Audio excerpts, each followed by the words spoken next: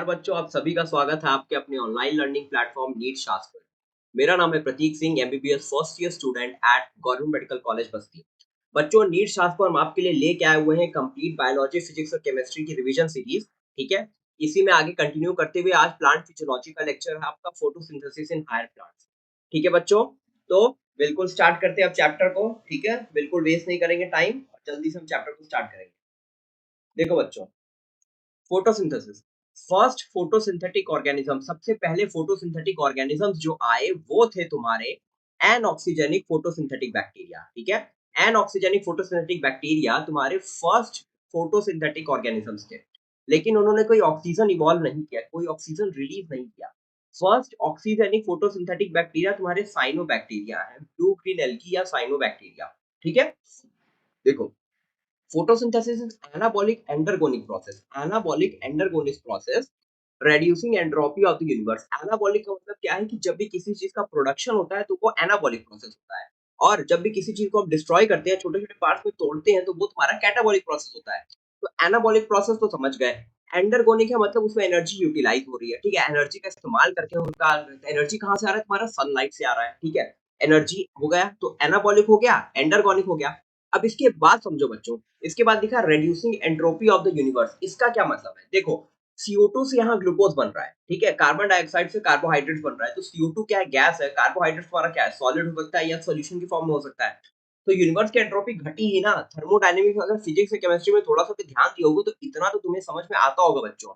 ठीक है, कि यूनिवर्स की एंट्रोपी घट रही है। गैस की एंट्रोपी सबसे ज्यादा होती है क्योंकि गैस में रैंडमनेस सबसे ज्यादा होती है, और रैंडमनेस सबसे ज्यादा होगी तो एंट्रोपी ज्यादा होगी। ठीक है, तो यहाँ पे यूनिवर्स की एंट्रोपी घट रही है ना ओवरऑल। ठीक है, तो इसका यही मतलब है। देखो, photosynthetic pigments trap solar energy to synthesize chemical energy ATP. ठीक है, फोटोसिंथेटिक पिगमेंट्स क्या करते हैं, सोलर एनर्जी को ट्रैप करते हैं। ठीक है, और एटीपी का सिंथेसिस करते हैं। और ये जो एनर्जी है, ये कार्बोहाइड्रेट्स को बनाने में मदद कर रही है। ठीक है, क्या हो रहा है बच्चों यहाँ पे कि सनलाइट के थ्रू हम सन सोलर एनर्जी को ट्रैप करके एटीपी बना रहे हैं, और इस एटीपी की मदद से हम CO2 से ग्लूकोज बना रहे हैं, कार्बोहाइड्रेट्स बना रहे हैं। ठीक है, ATP is stored, ATP energy is stored in the bonds of carbohydrate. ठीक है, एटीपी एनर्जी को यूटिलाइज करके हम कार्बोहाइड्रेट्स के बॉन्ड बनाने में इस्तेमाल कर रहे हैं, इसका यही मतलब है। In case of photosynthetic bacteria, जो फोटोसिंथेटिक बैक्टीरिया है उनके केस में क्या होता है, उनके केस में जो H प्लस यानी कि प्रोटॉन है, वो कोई भी ऑर्गेनिक कंपाउंड होता है, जैसे कि उनको हम कहते हैं फोटोट्रॉप्स। या कोई इनऑर्गेनिक सब्सटेंस हो सकता है, ऐसे ऑर्गेनिज्म को हम बोलते हैं फोटोलिथोट्रॉप्स। ठीक है, जबकि हायर प्लांट्स या साइनोबैक्टीरिया में हाइड्रोजन डोनर हमेशा वाटर ही होता है, यहाँ पे स्प्लिटिंग ऑफ वाटर होती है। पूरा प्रोसेस क्या होता है, कैसे हो सकता है, अभी आराम से हम आगे समझेंगे। Photosynthesis is the photochemical या physical process in which light driven synthesis of organic compound occurs। ठीक है, समझ रहे हो, फिर से वही सेम चीज रिपीट हुई है। देखो बच्चों, फोटोसिंथेसिस को डिस्क्राइब करने के लिए या समझने के लिए कुछ एक्सपेरिमेंट्स हैं। ठीक है, तो देखो, some early experiments regarding photosynthesis. सबसे पहले आता है मॉल्स हाफ लीफ एक्सपेरिमेंट। ठीक है, मॉल्स हाफ लीफ एक्सपेरिमेंट तुम्हारा क्या है, मॉल्स हाफ लीफ एक्सपेरिमेंट। ठीक है बच्चों, मॉल्स हाफ लीफ एक्सपेरिमेंट,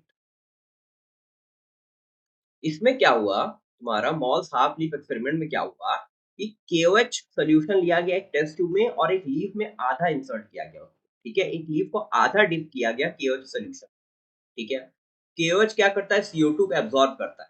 तो जिस पोर्शन में KOH का सॉल्यूशन डाला गया था ना, वहां पे कोई भी स्टार्च नहीं मिला, और जो सनलाइट से एक्सपोज था, ठीक है, जहां CO2 भी मिला उसे सनलाइट भी मिली, तो वहां ब्लू कलर हमें मिला वो चीज। ठीक है, due to synthesis of starch. तो ये प्रूफ करता है एक्सपेरिमेंट कि CO2 is essential for photosynthesis. बस इतना था ये। आगे देखो, दूसरा एक्सपेरिमेंट है वैरीगेटेड लीफ एक्सपेरिमेंट। ठीक है, वैरीगेटेड लीफ एक्सपेरिमेंट, इस एक्सपेरिमेंट का क्या आउटकम है बच्चों, वैरीगेटेड लीफ एक्सपेरिमेंट में क्या है कि इसमें हम दो लीफ को ऑब्जर्व करते हैं। जो पहली लीफ है उसको हमने ब्लैक पेपर से ढक दिया, दूसरी लीफ को हमने सनलाइट से एक्सपोज कर दिया। तो जो लीफ को हमने ब्लैक पेपर से ढक दिया, वहां भी कोई स्टार्च की सिंथेसिस नहीं हुई। जो लीफ ब्लैक पेपर से ढक गया था, वहां भी कोई स्टार्च की सिंथेसिस नहीं हुई, और जो लीफ तुम्हारा सनलाइट को एक्सपोज था, वहां पे स्टार्च की सिंथेसिस हुई। ठीक है, स्टार्च सिंथेसाइज। तो ये एक्सपेरिमेंट भी प्रूव करता है कि लाइट और क्लोरोफिल, ठीक है, ये दोनों रिक्वायर्ड है फोटोसिंथेसिस के लिए, क्योंकि एक्सपेरिमेंट जो है ये ग्रीन लीफ पे ही परफॉर्म किया गया। ठीक है, कोई अदर कलर की लीफ थी तो उसमें भी तुम्हें स्टार्च का सिंथेसिस नहीं मिली। ठीक है, आगे देखो बच्चों, इसके बाद देखो जोसेफ प्रिस्टली एक्सपेरिमेंट। ये एक्सपेरिमेंट हमारा इंपॉर्टेंट है। इसमें इन्होंने क्या किया कि एक ग्लास जार रखा, उसमें एक कैंडल जला दिया, ठीक है, और एक लाइव माउस रख दिया, एक माउस रख दिया। उस टाइम बाद देखा कि कैंडल बुझ गई और माउस मर गया, ठीक है। अब इन्होंने क्या किया, एक लाइव माउस रखा, एक मिंट का प्लांट रखा और एक कैंडल जला दिया और उसको लाइट में एक्सपोज कर दिया। तो कुछ देर बाद इन्होंने ऑब्जर्व किया कि ये सेम एपरेटस इन्हें वापस मिला, ठीक है, इन्हें कोई चेंज नहीं मिला थोड़ी टाइम बाद, ठीक है। तो इन्होंने कंक्लूजन क्या निकाला, इन्होंने कंक्लूजन निकाला कि बर्निंग कैंडल या माउस जो है वो एयर में से कुछ ऐसा कंज्यूम कर देते हैं, ठीक है। क्या कंज्यूम करते हैं, ऑक्सीजन, ठीक है। प्लांट्स ऑक्सीजन को रीस्टोर करते हैं। तो ये एक्सपेरिमेंट हमारा सिग्निफाई किया इस बात को कि रोल ऑफ ऑक्सीजन, ऑक्सीजन का बहुत बड़ा रोल है फोटोसिंथेसिस में, ठीक है। और ये प्रूफ हुआ कि प्लांट्स, ठीक है, प्लांट्स जो है वो फोटोसिंथेसिस के दौरान फोटोसिंथेसिस करते हैं और उसके टाइम पे ऑक्सीजन इवॉल्व करते हैं, ऑक्सीजन रिलीज करते हैं, ठीक है। और जोसेफ प्रिस्टले ने ही ऑक्सीजन को डिस्कवर किया 1774 में इस एक्सपेरिमेंट के बाद। फर्दर बच्चों देखो आगे है जूलियस वॉन सैस, ठीक है। जूलियस साहब ने एक और इनका एक्सपेरिमेंट है, क्या है इनका, जूलियस वॉन सैस का एक और एक्सपेरिमेंट है हाइड्रोपोनिक्स में मिनरल न्यूट्रिशन में, ठीक है। Technique of growing plants in nutrient solution in the complete absence of water. यहाँ आते हैं जूलियस वॉन सैक्स, उनका दूसरा एक्सपेरिमेंट भी है कि during photosynthesis plant synthesize glucose which is stored as starch, ठीक है। इन्होंने ये कहा कि during photosynthesis plant synthesize glucose which is stored as starch और ग्रीन पिगमेंट या क्लोरोफिल प्रेजेंट, ठीक है, इनसाइड स्पेशल बॉडीज क्लोरोप्लास्ट। इन्होंने कहा कि जो क्लोरोप्लास्ट है, जो ग्रीन पिगमेंट है, वो कुछ स्पेशल बॉडीज के अंदर प्रेजेंट होता है। जो ग्रीन पिगमेंट क्लोरोफिल है, सॉरी, जो ग्रीन पिगमेंट क्लोरोफिल है बच्चों, वो तुम्हारे एक स्पेशल बॉडीज के अंदर प्रेजेंट होता है, जिन बॉडीज को हम बोल रहे हैं क्लोरोप्लास्ट। ये था जूलियस वॉन सैप्स का डेफिनेशन, इतना उनका कंट्रीब्यूशन था यहाँ पे। आगे तुम्हारे जैन इंगन हाउस है, ठीक है। इनका एक्सपेरिमेंट क्या था, इनका एक्सपेरिमेंट एक्वेटिक प्लांट पे बेस्ड था, ठीक है। हाइड्रिला, कौन सा प्लांट, हाइड्रिला। उसमें इन्होंने क्या देखा कि in the absence of sunlight, जब सनलाइट नहीं थी तब, सॉरी, जब सनलाइट प्रेजेंट थी, इन द प्रेजेंस ऑफ सनलाइट, बच्चों जब सनलाइट थी, ठीक है, तो हाइड्रिला प्लांट के आसपास इनको बबल्स ऑफ ऑक्सीजन निकले, ठीक है। बबल्स ऑफ ऑक्सीजन इन्होंने ऑब्जर्व किया, ठीक है। नाइट टाइम इन्होंने देखा कि कोई बबल्स नहीं दिख रहे हैं। तो इससे कंक्लूजन क्या निकला कि इन the presence of sunlight, sunlight के प्रेजेंस होने के टाइम ही, जब सनलाइट प्रेजेंट रहता है तभी फोटोसिंथेसिस होता है और ऑक्सीजन रिलीज किया जाता है, ठीक है। Using the similar setup as the one used by Priestley, Joseph Priestley वाला जो एक्सपेरिमेंट था, ठीक है, by putting it once in dark and then in light, Jan Ingersoll showed that sunlight is essential for photosynthesis। तो इंगन house का experiment basically यही बताता है कि सनलाइट इसेंशियल है फोटोसिंथेसिस के लिए। इन्होंने दो एक्सपेरिमेंट परफॉर्म किए। एक एक्सपेरिमेंट इनका एक्वेटिक प्लांट हाइड्रिला के लिए था, जो तुम्हारे सामने, जो तुम्हें समझ आ रहा है। दूसरा इन्होंने जो एक्सपेरिमेंट किया बच्चों, वो एक्सपेरिमेंट ये था कि इन्होंने जो जोसेफ प्रिस्टली वाला सेटअप था, उसको उन्होंने एक बार डार्क में रखा, एक बार लाइट में रखा, ठीक है। जब उन्होंने डार्क में रखा ना, तब भी फोटोसिंथेसिस नहीं हुआ, माउस मर गया, ठीक है, और कैंडल बुझ गई, ठीक, कैंडल बुझ गई। और जब उन्होंने उसी एपरेटस को जब उन्होंने लाइट में रखा, तब उन्होंने देखा कि कोई चेंज नहीं आया, ठीक बच्चों।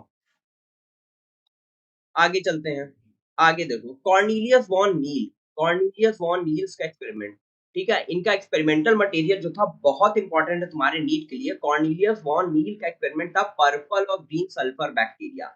हमेशा याद रखना इस पॉइंट को, ठीक है। कॉर्नेलियस वॉन नील का एक्सपेरिमेंटल मटेरियल था purple and green sulphur bacteria. Purple and green sulphur bacteria Cornelius van Niel का एक्सपेरिमेंटल मटेरियल था, ठीक है बच्चों। अब देखो इसमें क्या था कि इन्होंने कहा कि फोटोसिंथेसिस एक लाइट ड्राइवन प्रोसेस है, सनलाइट के प्रेजेंट में हो रही है, ठीक है। इन विच हाइड्रोजन इज रिलीज्ड, ठीक है, जिसमें प्रोटॉन H प्लस रिलीज होता है, ठीक है, किसी भी ऑक्सीडाइजेबल सब्सटेंस से, मतलब किसी सब्सटेंस को तुमने ऑक्सीडाइज किया, वहां से H प्लस रिलीज कराया, ठीक है।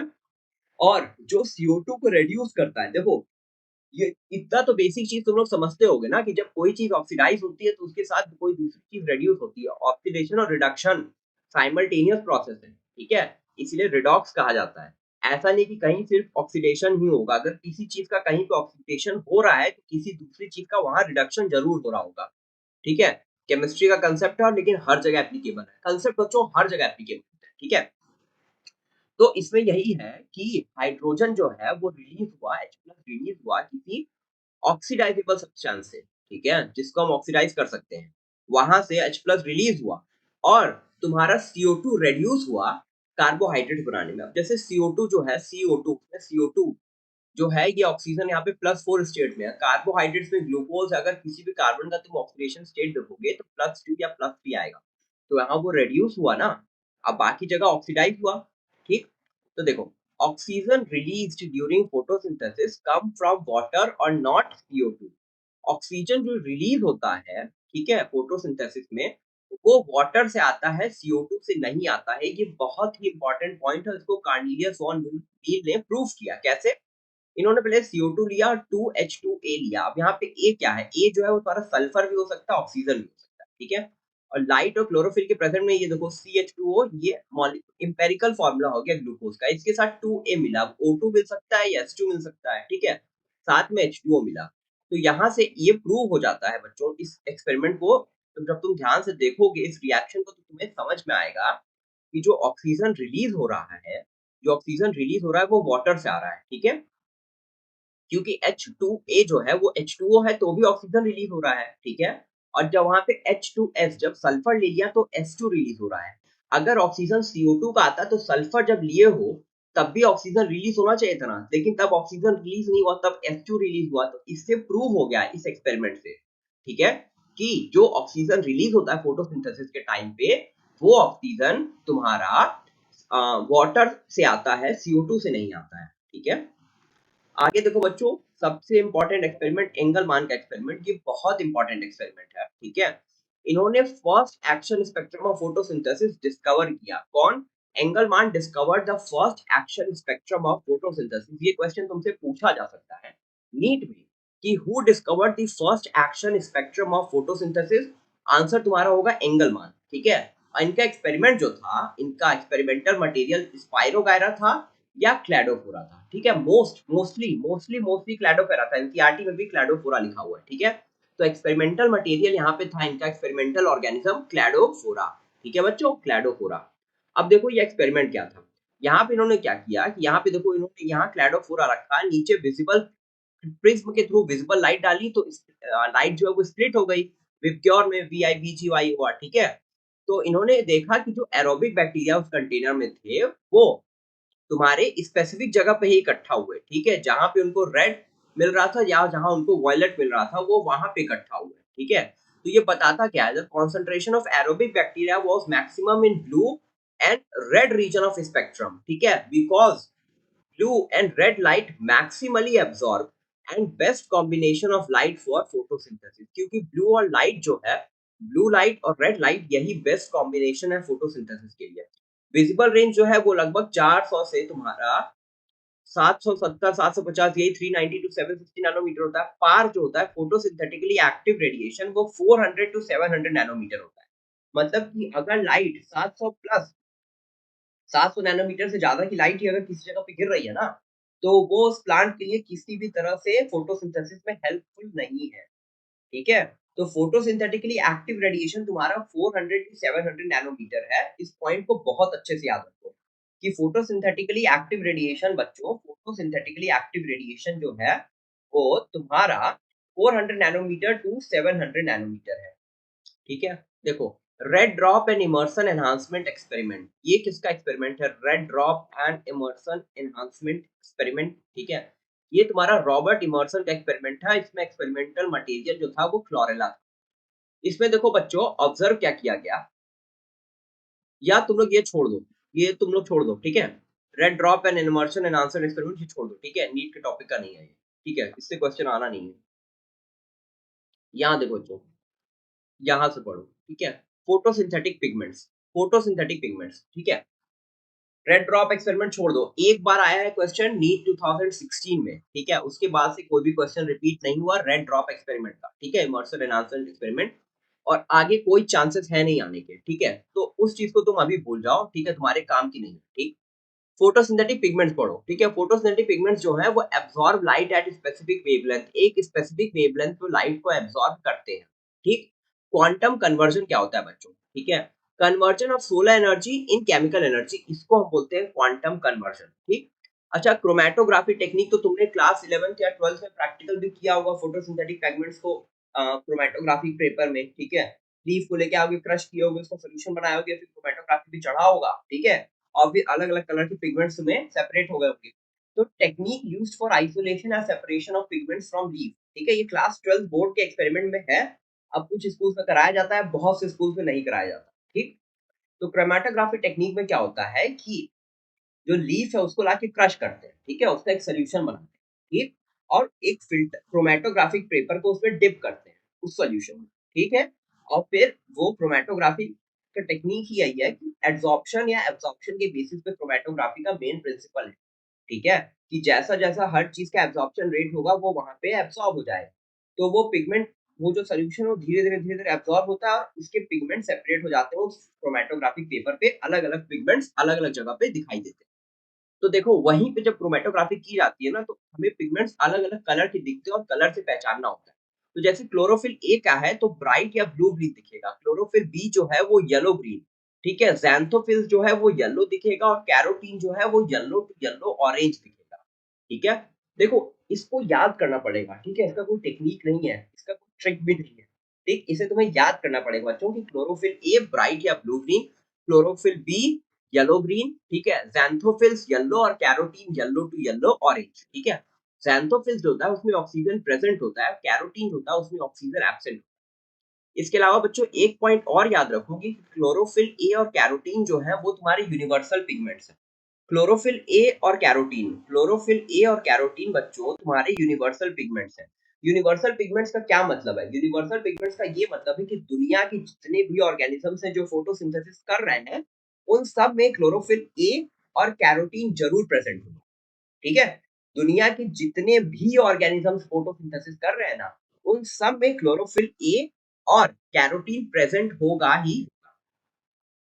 आगे देखो बच्चों, क्लोरोफिल ए जो है वो मेन पिगमेंट है, ठीक है। Chlorophyll A is the main pigment जिसका एक रिएक्शन सेंटर, ठीक है। क्लोरोफिल ए मेन पिगमेंट है, ठीक है, जो रिएक्शन सेंटर है। और बाकी जितने पिगमेंट्स है ना वो एक्सेसरी पिगमेंट्स है, ठीक है। बाकी सारे पिगमेंट्स जो है एक्सेसरी पिगमेंट्स है, क्लोरोफिल ए जो है मेन पिगमेंट है उसको रिएक्शन सेंटर भी बोलते हैं, ठीक है।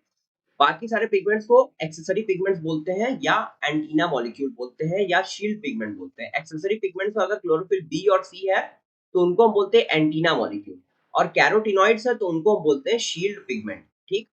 इतना ना याद रखो, इतना याद रखो सिर्फ कि क्लोरोफिल ए जो है वो मेन पिगमेंट है, उसको हम बोलते हैं रिएक्शन सेंटर। और बाकी सारे जो अदर पिगमेंट्स हैं उनको हम बोलते हैं एक्सेसरी पिगमेंट्स। एक्सेसरी पिगमेंट्स क्या करते हैं? ये प्रोटेक्ट करते हैं रिएक्शन सेंटर क्लोरोफिल ए को from the photo oxidative damage against HIR, high intensity radiation. मतलब जो 700 फोटोसिंथेटिकली एक्टिव रेडिएशन पार कितना था, 400 नैनोमीटर टू 700 नैनोमीटर। तो अगर 700 नैनोमीटर से ज्यादा हाई इंटेंसिटी की रेडिएशंस पड़ती हैं, ठीक है, जिनको हम बोलते हैं HIR, हाई इंटेंसिटी रेडिएशन, तो जो एक्सेसरी पिगमेंट्स हैं वो रिएक्शन सेंटर मतलब कि क्लोरोफिल ए को HIR, हाई इंटेंसिटी रेडिएशन से प्रोटेक्ट करते हैं, का ये फंक्शन, ठीक है। अब देखो बच्चों यहाँ पे जो है वो एब्जॉर्प्शन स्पेक्ट्रम ऑफ फोटोसिंथेसिस दिया हुआ है। एब्जॉर्प्शन स्पेक्ट्रम मतलब कि किस रेंज में कौन सा पिगमेंट कौन सी लाइट किस मतलब किस रेंज में एब्सॉर्ब कर रहा है, ठीक है। तो ये देखो ये सबसे मेन ग्राफ जो है ना वो क्लोरोफिल ए वाला देखो, जिसपे मैं अभी तुम्हारा जिसमें मैं हाइलाइटर चला रहा हूँ, ठीक है। ये पिगमेंट देखो, ये वाली लाइन देखो, क्लोरोफिल ए वाली, ठीक है, ये, ठीक है। ये तुम्हारा जो है ये क्लोरोफिल ए है, ठीक है। अब बाकी सारे जो भी पिगमेंट्स हैं तुम्हारे वो सारे के सारे एक्सेसरी पिगमेंट्स हैं और वो इसी के आगे पीछे इवॉल्व कर रहे हैं बेसिकली, ठीक है। क्लोरोफिल बी भी देखो इसी को ओवरलैप कर रहा है, कैरोटीनॉइड देखो इधर ही है। तो मतलब मिला जुला की बात ये है कि जो रिएक्शन सेंटर क्लोरोफिल ए है वो तुम्हारा सबसे मेन पिगमेंट है, वही रिएक्शन सेंटर। अब बाकी सारे पिगमेंट्स उसके आगे पीछे घूम रहे हैं, ठीक है, और उसको HIR, हाई इंटेंसिटी रेडिएशन से बचाने का काम कर रहे हैं। अब बच्चों आगे देखो, आगे क्या है, यहाँ देखो दो डायग्राम है, ठीक है। एक तुम्हारा है एक्शन स्पेक्ट्रम ऑफ फोटोसिंथेसिस, एक है तुम्हारा एक्शन स्पेक्ट्रम ऑफ फोटोसिंथेसिस, और दूसरा है, एक है तुम्हारा एक्शन स्पेक्ट्रम ऑफ फोटोसिंथेसिस और दूसरा है तुम्हारा एब्जॉर्प्शन स्पेक्ट्रम ऑफ क्लोरोफिल ए और एक्शन स्पेक्ट्रम ऑफ फोटोसिंथेसिस, ठीक है। मतलब पहले वाले में हमने सिर्फ एक्शन स्पेक्ट्रम दिखाया और दूसरे में क्लोरोफिल ए का एब्जॉर्प्शन स्पेक्ट्रम और फोटोसिंथेसिस का एक्शन स्पेक्ट्रम दोनों को दिखाया। तो देखो अगर एक्शन स्पेक्ट्रम देखोगे तो देखो 400 नैनोमीटर पे पीक पे है और 700 नैनोमीटर से थोड़ा सा कम पे पीक पे है, 680 अप्रॉक्स, ठीक है। और देखो क्लोरोफिल ए का जो एब्जॉर्प्शन स्पेक्ट्रम है वो भी देखो ऐसा ही है। क्लोरोफिल ए का एब्जॉर्प्शन स्पेक्ट्रम अगर तुम बनाओगे और उसके ऊपर अगर तुम एक्शन स्पेक्ट्रम और फोटोसिंथेसिस को ओवरलैप करोगे तो तुम्हें बिल्कुल सेम वो उसकी ओवरलैपिंग मिलेगी, ठीक है। इसका मतलब ये इस चीज को प्रूव करता है कि क्लोरोफिल ए का एब्जॉर्प्शन स्पेक्ट्रम जिस एब्जॉर्प्शन कर रहा है जो मेनली, और फोटोसिंथेसिस का एक्शन स्पेक्ट्रम मतलब कि सारे जितने भी पिगमेंट्स हैं सबका एक्शन स्पेक्ट्रम एक साथ देखने पे ये बताता है कि क्लोरोफिल ए जो है तुम्हारा वही रिएक्शन सेंटर है, वही सबसे मोस्ट इंपॉर्टेंट फोटोसिंथेटिक पिगमेंट है। सबसे इंपॉर्टेंट फोटोसिंथेटिक पिगमेंट तुम्हारा क्लोरोफिल ए है। ये इस चीज को प्रूव करता है। देखो both action and absorption spectrum are parallel and have one to one overlap, मतलब एक के ऊपर एक एकदम ओवरलैप कर रहा है, ठीक है। Higher the absorption spectrum greater will be action, जितना ज्यादा ही एक्शन स्पेक्ट्रम ज्यादा होगा उतना ज्यादा उसका एक्शन होगा, ठीक है। तो सीधी सी बात है। Chlorophyll pigment present in phospholipid layer of thylakoid membrane. Chlorophyll pigment जो देखो क्लोरोफिल का जो पिगमेंट है वो तुम्हारा क्लोरोप्लास्ट के मेम्ब्रेन्स में थाइलाकॉइड मेम्ब्रेन के फॉस्फोलिपिड लेयर में प्रेजेंट होता है, ठीक है। क्लोरोफिल जो है स्ट्रक्चर, जो पिगमेंट है तुम्हारा वो क्लोरोप्लास्ट के अंदर थैलाकॉइड्स है तो थैलाकॉइड्स की मेम्ब्रेन में प्रेजेंट होता है, ठीक है। और वो भी लिपिड का नेचर होता है इसीलिए वो फॉस्फोलिपिड लेयर्स के बीच में होता है, ठीक है। ये देखो स्ट्रक्चर देखो, साइट ऑफ फोटोसिंथेसिस तुम्हारा क्या है, क्लोरोप्लास्ट है, ठीक है। क्लोरोप्लास्ट का स्ट्रक्चर देख लो, दो मेम्ब्रेन है, आउटर मेम्ब्रेन है, इनर मेम्ब्रेन है, और अंदर देखो थाइलाकॉइड्स है। थाइलाकॉइड्स क्या है, कॉइन लाइक स्ट्रक्चर है, ठीक है। ऐसे थाइलाकॉइड्स है, एक एक ऐसे ढेर सारे थाइलाकॉइड्स है, उनकी पूरी एक पाइल बनी हुई है, ठीक है। जो पाइल है उसको हम बोलते हैं, जो पाइल ऑफ थाइलाकॉइड्स है बच्चों, ठीक है। थाइलाकॉइड एक हो गया, जो एक कॉइन लाइक स्ट्रक्चर है वो थाइलाकॉइड, ठीक है। ये जो एक कॉइन लाइक स्ट्रक्चर है वो थाइलाकॉइड, और पूरे को पूरा जो एक वो बन रहा है, ठीक है। ये 3 4 5 थाइलाकॉइड जो एक के ऊपर एक स्टॉक कर रहे हैं इनको हम बोलते हैं ग्राना, ठीक है। और ये जो फ्लूइड फिल्ड स्पेस है इसको हम बोलते हैं स्ट्रोमा। तो ग्रैना समझ में आ गया, ठीक है, और स्ट्रोमा समझ में आ गया। अब स्ट्रोमा लैमेली क्या है, स्ट्रोमा लैमेली जो है ना वो तुम्हारा एक थैलाकॉइड को दूसरे थैलाकॉइड से ऐसे, ग्रैनम को दूसरे ग्राना से या एक थैलाकॉइड को दूसरे थैलाकॉइड से ऐसे कनेक्ट कर रही है रैंडमली, ठीक है। ये तुम्हारी है स्ट्रोमा लैमेली, स्ट्रोमा में प्रेजेंट है स्ट्रोमा लैमेली, ठीक है। या इसी को हम बोलते हैं फ्रेट चैनल, या इसी को हम बोलते हैं इंटरग्रैनम। तो स्ट्रोमा लैमेली, फ्रेट चैनल, इंटरग्रैनम, ठीक है। ये तीनों एक ही चीज है। थैलाकॉइड समझ गए, स्ट्रोमा समझ गए, स्ट्रोमा लैमेली समझ गए, ग्राना समझ गए। ग्राना देखो लिखा हुआ है स्टॉक्ड और group of thylakoids like pile of coins, ठीक है। जैसे एक के ऊपर एक सिक्का रखा हुआ है वैसे तुम्हारा ग्राना है, ठीक। वही देखो थाइलाकॉइड की जो मेम्ब्रेन है, ये थाइलाकॉइड की मेम्ब्रेन है, उसके अंदर ल्यूमन है, उसी के ऊपर क्लोरोफिल प्रेजेंट होता है उसी के अंदर, ठीक है, उसकी मेम्ब्रेन में। यहाँ देखो रुबिस्को एंजाइम में जो स्ट्रोमा में प्रेजेंट होता है 70s राइबोसोम्स, ठीक है, क्योंकि क्लोरोफिल जो तुम्हारा है ये सेमी ऑटोनोमस सेल ऑर्गेनल है, सेमी ऑटोनोमस सेल ऑर्गेनल है। आगे देखो बच्चों, क्लोरोप्लास्ट में जो वहां तुम्हें डिवीजन ऑफ लेबर मिलता है। डिवीजन ऑफ लेबर का मतलब क्या है, वहां एक मेम्ब्रेन सिस्टम है, ठीक है, और वहां एक फ्लूइड पार्ट है स्ट्रोमा, ठीक है। जो मेम्ब्रेन सिस्टम है वो साइट ऑफ लाइट रिएक्शन, और जो फ्लूइड पार्ट स्टोमा है वो साइट ऑफ डार्क रिएक्शन। अब लाइट रिएक्शन और डार्क रिएक्शन का मतलब तुम्हें इतना समझ में आता होगा कि लाइट रिएक्शन जो है उसके लिए लाइट चाहिए होती है, वो लाइट डिपेंडेंट होता है।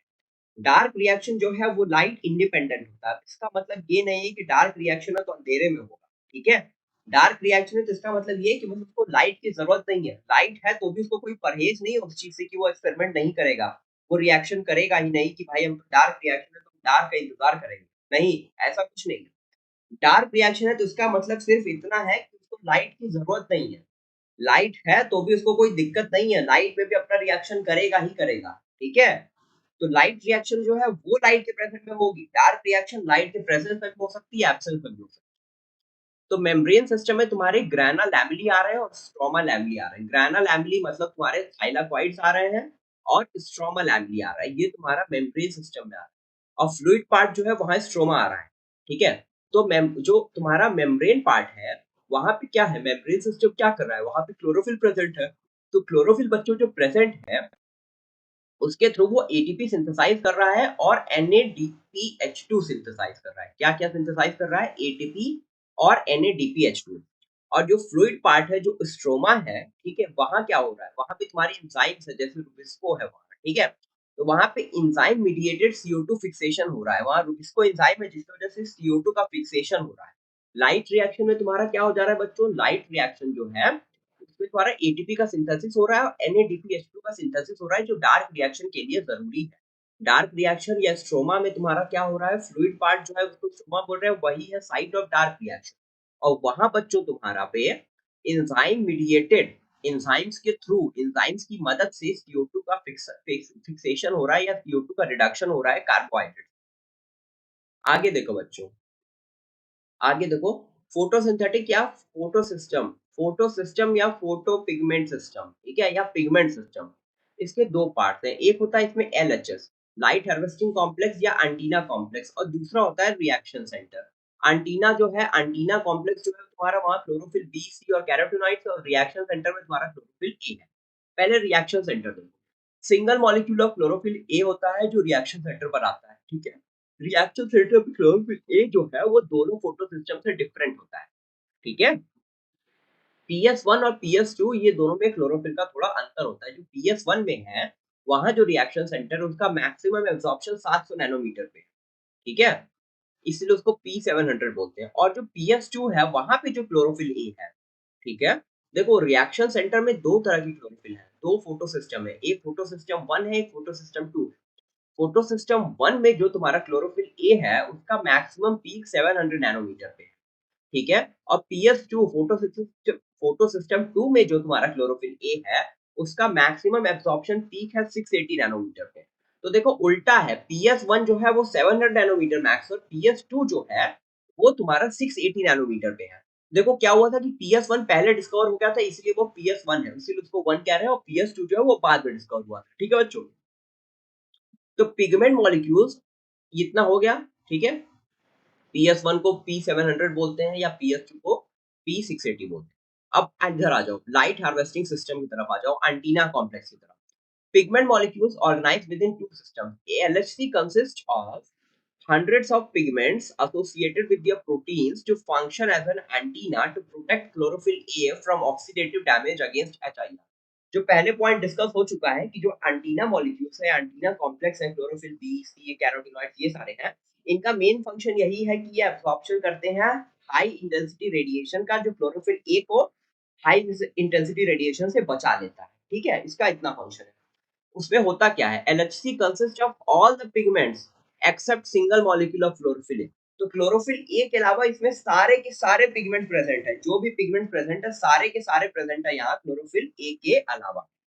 Light harvesting complex molecules absorb lights off different wavelength, ठीक है, thus making photosynthesis process more efficient. जो देखो रिएक्शन सेंटर है वो उसका फिक्स है कि इतने नैनोमीटर पे करेगा, जो बाकी सारी जो है, बाकी सारे जो एंटीना कॉम्प्लेक्स है, बाकी सारे पिगमेंट्स हैं, वो और बाकी जो बचे रेडिएशन है उनको भी अब्सॉर्ब करते हैं और फोटोसिंथेसिस के प्रोसेस को और भी एफिशिएंट बनाते हैं। कौन बनाता है, लाइट हार्वेस्टिंग कॉम्प्लेक्स वाला पार्ट। फर्दर देखो बच्चों, PS1 और PS2 में अंतर देखो। PS1 को जो हम बोल रहे हैं वो P700 बोलते हैं, और PS2 को बोलते हैं P680, ठीक। ये जो डिस्कवर्ड फर्स्ट है, ये डिस्कवर्ड लेटर, डिस्कवर्ड फर्स्ट है लेकिन ये फंक्शन बाद में करता है, मतलब ये बाद में परफॉर्म करता है अपना फंक्शन, बाद में ये रोल में आता है, बाद में एक्शन में आता है। और PS2 है डिस्कवर्ड लेटर है लेकिन इसका फंक्शन फर्स्ट है। PS1 जो है वो present on outer surface of thylakoid membrane या इंटरग्रैनम या अनअप्रेस्ड थैलेकॉइड, ठीक है। और क्लोरोफिल PS2 जो है, ठीक है, वो inner surface of the thylakoid membrane, जिसको हम बोलते हैं एप्रेस्ड थैलेकॉइड्स। एप्रेस्ड थैलेकॉइड्स और अनएप्रेस्ड थैलेकॉइड्स ये दो टर्म्स हैं। अगर outer surface of the thylakoid membrane पे है और इंटरग्रैनम पे है तो वो अनएप्रेस्ड थैलेकॉइड है, और थैलेकॉइड मेम्ब्रेन के इनर सरफेस में है तो वो एप्रेस्ड थैलेकॉइड्स में प्रेजेंट है। जो PS1 जो है वो वाटर स्प्लिटिंग और ऑक्सीजन रिलीज के साथ एसोसिएटेड नहीं होता है, नॉट एसोसिएटेड, ठीक है, not associated with water splitting and oxygen. लेकिन PS2 जो है वो ऑक्सीजन रिलीज और वाटर स्प्लिटिंग के साथ एसोसिएटेड होता है। Participates both in cyclic and non cyclic electron transport photophosphorylation. PS1 जो है वो तुम्हारा साइक्लिक और नॉन साइक्लिक फोटोफॉस्फोराइलेशन दोनों करता है, ठीक है। लेकिन PS2 जो है बच्चा वो तुम्हारा सिर्फ नॉन साइक्लिक फोटोफॉस्फोराइलेशन करता है, नॉन साइक्लिक इलेक्ट्रॉन ट्रांसपोर्ट या फोटोफॉस्फोराइलेशन। अब साइक्लिक फोटोफॉस्फोराइलेशन और नॉन साइक्लिक फोटोफॉस्फोराइलेशन क्या है वो भी हम आगे डिस्कस करेंगे। अभी PS1 और PS2 में डिफरेंस समझो, ठीक है। PS1 जो है वो पहले डिस्कवर हुआ, PS2 बाद में हुआ। PS1 को हम P700 बोलते हैं, PS2 को हम P680 भी बोलते हैं, ठीक है। PS1 जो है वो बाद में फंक्शन करता है, PS2 पहले फंक्शन करता है। PS1 जो है वो तुम्हारा अनअप्रेस्ड थैलाकॉइड्स में है, PS2 अप्रेस्ड थैलाकॉइड्स में है। PS1 जो तुम्हारा फोटो सिस्टम 1 है वो बच्चों तुम्हारा साइक्लिक और नॉन साइक्लिक, वो तुम्हारा ऑक्सीजन स्प्लिटिंग और वाटर वाटर स्प्लिटिंग और ऑक्सीजन रिलीज के साथ एसोसिएटेड नहीं है।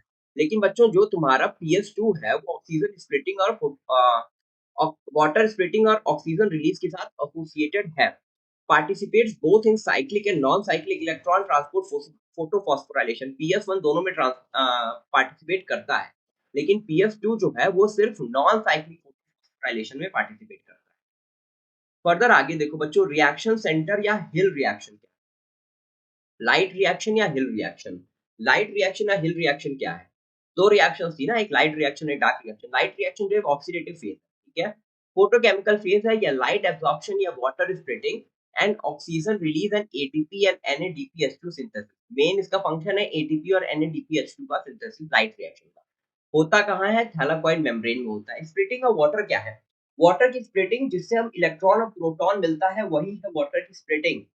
इसी को बोलते हैं वाटर टूट गया, H प्लस और O2 minus, H plus plus electron plus oxygen release हो गया, ठीक है। और ये PS2 के साथ ही होता है, सिर्फ PS2 के साथ एसोसिएटेड है वाटर स्प्लिटिंग की प्रोसेस। यहाँ क्या हो रहा है? 2H2 है वाटर स्प्लिटिंग या ऑक्सीजन इवॉल्विंग कॉम्प्लेक्स, जो एक मल्टी एंजाइम कॉम्प्लेक्स है जिसमें मैंगनीज, क्लोराइड और कैल्शियम होते हैं, ठीक है। इसके 4H प्लस 4 इलेक्ट्रॉन और एक ऑक्सीजन मॉलिक्यूल, ठीक है। ऑक्सीजन गैस यहाँ से इवॉल्व। फर्दर बच्चों आगे देखो,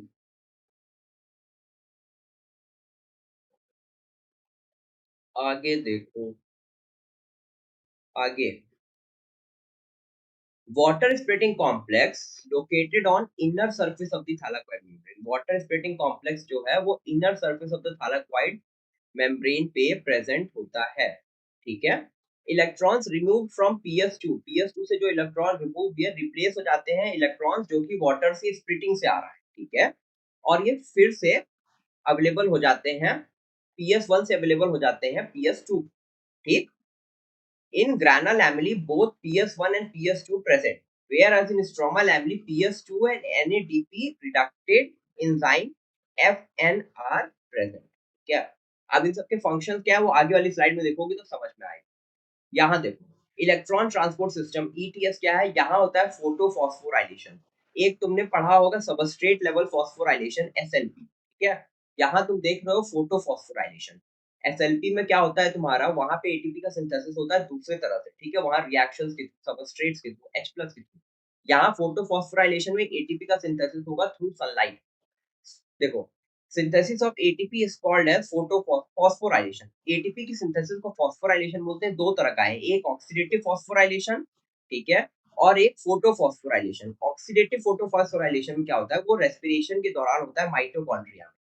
और फोटोफॉस्फोराइलेशन में एटीपी की सिंथेसिस होती है इन the presence of sunlight in the chloroplast, ठीक है। अब ये दो तरह से हो सकता है, साइक्लिक फोटोफॉस्फोराइलेशन, ठीक है, जो साइक्लिक इलेक्ट्रॉन ट्रांसपोर्ट अभी देख रहे थे, और दूसरा नॉन साइक्लिक फोटोफॉस्फोराइलेशन, ठीक है, नॉन साइक्लिक इलेक्ट्रॉन ट्रांसपोर्ट। देखो अंतर देखो, साइक्लिक फोटोफॉस्फोराइलेशन में और नॉन साइक्लिक फोटोफॉस्फोराइलेशन। जो साइक्लिक इलेक्ट्रॉन ट्रांसपोर्ट और नॉन साइक्लिक इलेक्ट्रॉन ट्रांसपोर्ट आ रहा था ना बच्चों, वो यहीं से समझ में आएगा, ठीक है। साइक्लिक इलेक्ट्रॉन ट्रांसपोर्ट और नॉन साइक्लिक इलेक्ट्रॉन ट्रांसपोर्ट तुम्हें यहीं से समझ में आएगा। देखो, इसमें यहाँ पे सिर्फ PS1 इन्वॉल्व होता है साइक्लिक वाले में, और PS1 और PS2 दोनों इन्वॉल्व होता है नॉन साइक्लिक फोटोफॉस्फोराइलेशन। ये पढ़ा था ना कि PS2 जो है वो सिर्फ नॉन साइक्लिक फोटोफॉस्फोराइलेशन करता है, और PS1 दोनों करता है, साइक्लिक और नॉन साइक्लिक। तो यहाँ फिर से उसी पॉइंट को लिखा गया है।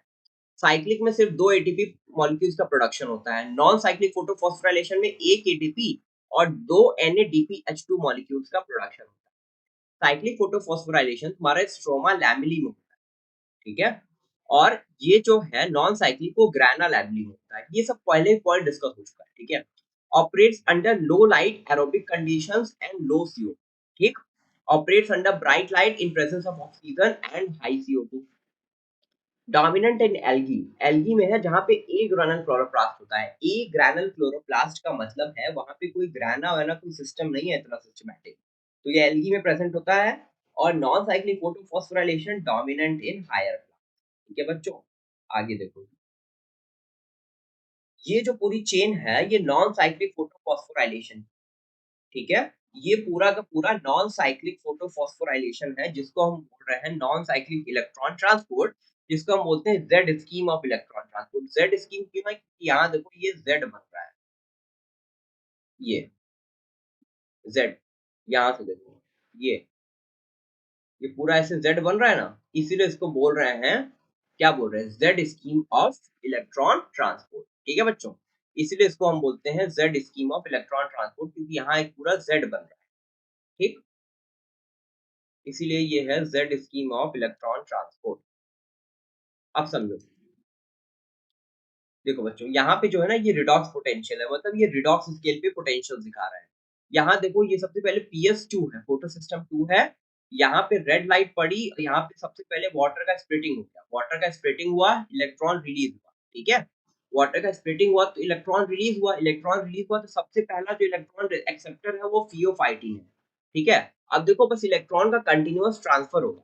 ठीक है, सबसे पहला इलेक्ट्रॉन ट्रांसपोर्ट तुम्हारा एक्सेप्टर है फियोफाइटिन है, फिर उसको प्लास्टोक्विनोन को दिया। ठीक है, प्लास्टोक्विनोन को दिया। अब ये साइटोक्रोम B6F कॉम्प्लेक्स, ठीक है, इसके दो पार्ट्स है, साइटोक्रोम बी और साइटोक्रोम एफ। यहाँ पे एक बार सबस्ट्रेट लेवल, यहाँ पे फोटोसिंथेसिस का प्रोडक्शन हो गया, यहाँ पे SLP हो गया। ठीक है, फोटो ATP बन गया, यहाँ एटीपी बन गया, एडीपी और आईपी से एटीपी बन गया। बाकी फिर ये प्लास्टोसाइनिन पी, ठीक है, फिर ये नीचे आया वापस से PS1 के पास। ठीक है, यहाँ पे फार रेड पड़ा, फिर से इलेक्ट्रॉन एक्साइट किया। अब इस बार ये आया आयरन सल्फर प्रोटीन के पास, फिर फेरिडॉक्सिन के पास, फिर FNR के पास। ठीक है, फिर NADP प्लस से बन गया NADPH2, क्योंकि स्ट्रोमा से मिल गया H प्लस। तो बच्चों ये नॉन साइक्लिक फोटोफॉस्फोराइलेशन था, जहां पे एटीपी का सिंथेसिस भी हुआ एक जगह पे, और यहाँ पे NADPH2 का सिंथेसिस भी हुआ। कहाँ कहाँ हुआ देखो, एटीपी का सिंथेसिस कहाँ हुआ तुम्हारा, ये था तुम्हारा नॉन साइक्लिक फोटोफॉस्फोराइलेशन। यहाँ पे देखो एटीपी का सिंथेसिस हो गया बच्चों, और यहाँ पे तुम्हारा हो गया NADPH2 का सिंथेसिस, NADP प्लस से, क्योंकि H प्लस आ गया स्ट्रोमा से। ठीक है, तो ये non cyclic electron transport chain थी, या जेड स्कीम ऑफ फोटोसिंथेसिस थी। इसको बच्चों तुम्हें याद करना पड़ेगा सीक्वेंस में। ठीक है, नोट्स जाके जरूर से डाउनलोड कर लेना, नोट्स में इसी यही सेम नोट्स है, तो उसको जब पढ़ोगे तो बहुत इजीली समझ में आएगा। आगे देखो बच्चों, आगे क्या है, water is the first electron donor and NADP plus is the ultimate electron acceptor. Water जो है वो फर्स्ट इलेक्ट्रॉन डोनर है, ठीक, और NADP प्लस जो है वो अल्टीमेट इलेक्ट्रॉन एक्सेप्टर। थियोफाइट, अब देखो वो सारे जो इलेक्ट्रॉन ट्रांसपोर्ट चेन में इन्वॉल्व होते हैं सबके बारे में दिया हुआ है। थियोफाइटिन क्या है, chlorophyll a without magnesium, first electron acceptor from PS2। ठीक, प्लास्टोक्विनोन क्या है, a type of quinone benzene derived organic compound. Plastocyanin PC जो था वो blue coloured copper containing protein है। ठीक है, accept electron from cytochrome B6F complex and transfer to PS1। अब बाकी iron sulphur protein FEF protein था। ठीक है, iron sulphur protein is the first electron acceptor from PS1। सब जेड स्कीम से रिलेट करोगे, जेड स्कीम खोल के बैठोगे, अब ये सब समझ में आएगा। ठीक है, फेरिडॉक्सिन FD जो था water soluble iron complex iron sulphur containing protein. ठीक है, आगे देखो बच्चों, ये है तुम्हारा FNR flavoprotein NADP plus reductase. ठीक है, ये क्या है, FNR takes electron from protons. ठीक है, ये स्ट्रोमा से इसने प्रोटॉन लिया और NADP प्लस को NADPH2 में रेड्यूस कर दिया। FNR जो है वो एंजाइम, यह प्रेजेंट होता है स्ट्रोमा में। ठीक है, और NADPH2 भी तुम्हारे स्ट्रोमा में बनता है। अभी तक तुमने नॉन साइक्लिक फोटोफॉस्फोराइलेशन देख लिया, non non cyclic electron transport. अब बच्चों देखो cyclic electron transport. Cyclic electron transport में क्या है, ये आयरन सल्फर प्रोटीन है, यहाँ से इसने इलेक्ट्रॉन, सबसे पहले देखो यहाँ PS1 है। ठीक है, फोटो सिस्टम 1 है, फार लेफ्ट लाइट गिरी, इलेक्ट्रॉन एक्साइट किया, आयरन सल्फर प्रोटीन के पास गया, फेरिडॉक्सिन, यहाँ पे एक बार एटीपी का सिंथेसिस हुआ, फिर प्लास्टोक्विनोन, फिर साइटोक्रोम B6F कॉम्प्लेक्स, फिर प्लास्टोसाइनिन, और फिर से PS1 के पास इलेक्ट्रॉन आ गया, और ये साइकिल चलती रही। तो यहाँ पे सिर्फ दो बार एटीपी का प्रोडक्शन होता है, एक बार यहाँ पे और एक बार यहाँ पे। तो ये साइकिल बस याद रखो कि PS1 से आयरन सल्फर प्रोटीन, फिर पेरिडॉक्सिन, फिर प्लास्टोक्विनोन, फिर साइटोक्रोम B6F कॉम्प्लेक्स, फिर प्लास्टोकाइनिन, फिर PS1। बच्चों जब ये दो साइकिल तुम याद रख लोगे और फिर एनसीईआरटी पढ़ोगे तो सब बहुत इजी हो जाएगा, ठीक है। तो नोट्स जरूर डाउनलोड करना, मैं बार बार बोल रहा हूँ, टेलीग्राम से नोट्स जरूर डाउनलोड करना, तब ये तुम्हारे फायदेमंद होगा, ठीक है। कीमियोस्मोटिक हाइपोथेसिस, कीमोस्मोटिक हाइपोथेसिस क्या कहता है बच्चों? देखो ये पहले स्ट्रक्चर देखो, ये जो है ये एक थाइलाकॉइड की मेम्ब्रेन है, ठीक है, और अंदर जो है थाइलाकॉइड का ल्यूमेन है। अब ल्यूमेन के अंदर क्या होता है, H प्लस ज्यादा होता है तो पीएच कम होगा, मतलब H प्लस ढेर सारे एक्यूमुलेट हो गए। और ये H प्लस आ कहाँ से रहे हैं बच्चों, जब वाटर की स्प्लिटिंग हो रही है ना, वाटर की स्प्लिटिंग हो रही है तो वहां से H प्लस आ रहा है। तो देखो यहाँ से H प्लस आया, ठीक है, H प्लस और ये देखो, ये अगर थैलाकॉइड की मेम्ब्रेन है, मतलब ये थैलाकॉइड हुआ, तो बाहर इसके क्या होगा, बाहर इसके चारों तरफ स्ट्रोमा होगा।